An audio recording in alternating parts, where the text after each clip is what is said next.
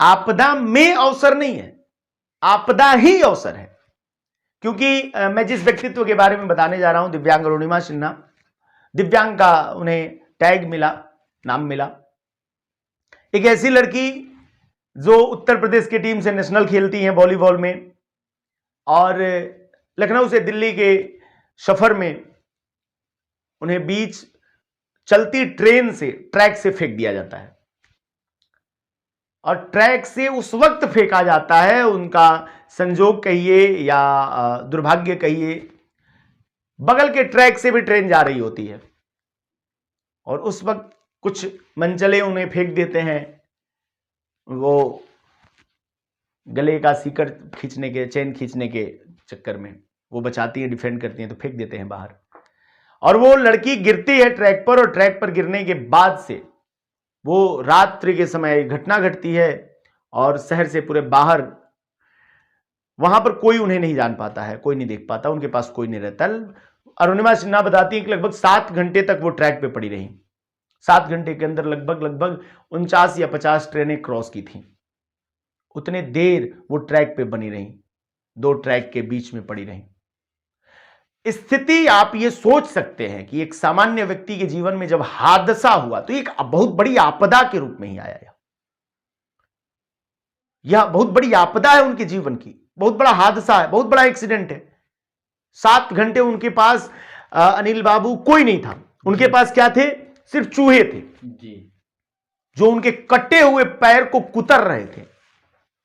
7 घंटे बाद जब सुबह हुआ, उजाला हुआ, लोग ट्रैक की तरफ घूमने गए, तो लोगों ने देखा, तो उन्हें जल्दी जल्दी फौरन ले जाकर के सदर अस्पताल में पास के भर्ती कराया। सदर अस्पताल वालों के डॉक्टर ने जब देखा, तो उन्होंने देखा कि स्थिति बहुत दयनीय हो चुकी है, बहुत ज्यादा ब्लड बह चुका है। और पैर में उन्होंने पूछा कि, तो बताया अरुणिमा सिन्हा ने कि पैर में चूहे कुतर रहे थे। तो चूंकि वो पॉइजनस भी हो सकता है और थोड़ा सा कैंसर वगैरह का डर ना हो, तो उन लोगों ने बोला कि थोड़ा सा इसको ऑपरेट करना पड़ेगा, और ऑपरेट करने के लिए आपको अस्थमा देना होगा, और अस्थमा अवेलेबल नहीं है तो थोड़ा सा वेट करना होगा। अरुणिमा सिन्हा ने पूछा कि अस्थमा के लिए आप मुझे वेट कराएंगे? आप मेरे पैर को काटेंगे यही ना? तो अब मेरे पैर को 7 घंटे चूहे कुतरते रहे और मैंने सह लिया। वो मेरे बुरे के लिए कर रहे थे, आप मेरे अच्छे के लिए करोगे, मैं सह लूंगी। ये हौसला है, ये साहस है, ये हिम्मत है। तो उस हिम्मत के साथ वो लगी रही, और इतिहास में मैंने कभी दोबारा नहीं सुना है, और उसके पहले भी किसी ने नहीं सुना था कि एक डॉक्टर, एक कंपाउंडर, एक नर्स, सारे लोग मिलकर के, जिसके पास भी ब्लड था उनके ग्रुप का, अरुणिमा सिन्हा के ग्रुप से मिलता हुआ, सबने ब्लड डोनेट किया अरुणिमा सिन्हा के लिए, और उन लोगों ने ब्लड डोनेट करके सर्जरी किया। उसके बाद से फौरन सर्जरी करके वहां से उनको दिल्ली एम्स शिफ्ट किया गया। दिल्ली एम्स में अब उनके घर वाले उनको सलाह देते थे कि तुम नेशनल चैंपियन रही हो, और तुम्हारे पास बहुत सर्टिफिकेट्स हैं, तुम्हारे पास अच्छा एक्सपीरियंस है, फला फला फला, तुम्हें क्या होगा, आसानी से नौकरी मिल जाएगी, जीविकोपार्जन चल जाएगा। वो किसी से कुछ नहीं बोल रही थी।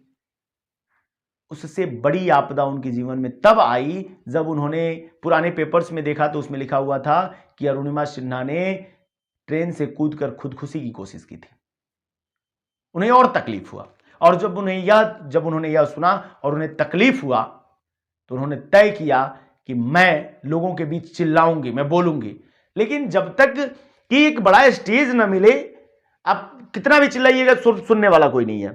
फिर उन्होंने सोचा कि मैं गेम ही खेलूंगी, लेकिन दुनिया का सबसे टफ गेम खेलूंगी, और दुनिया का सबसे टफ गेम होता है माउंटेनिंग।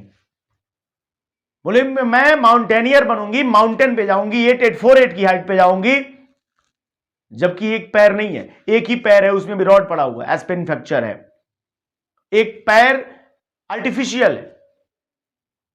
और वह लड़की सबको लगी समझाने की मैं करूंगी, मैं जाऊंगी, और उन्होंने सबसे पहले अपने घर वालों से कहा, तो घर वाले बोले कि पागल हो गई है तुम, माउंटेन पे जाएगी, संभव है, इतनी आसान बात है, स्वस्थ लोग जाते हैं तो नहीं बच, क्या बात है, तुम जाओगी। उसमें स्पॉन्सर करने के लिए कोई रेडी नहीं हो रहा था। वशेंद्री मैम स्पॉन्सर की, और वशेंद्री मैम जो पहली भारतीय महिला जो गई थी यहां से माउंटेन पे, पहली भारतीय महिला, और इसके साथ ही उन्होंने स्पॉन्सर किया और 2 साल के अंदर, एक्सीडेंट होने के 2 साल के अंदर वह लड़की दिव्यांग अरुणिमा सिन्हा माउंटेन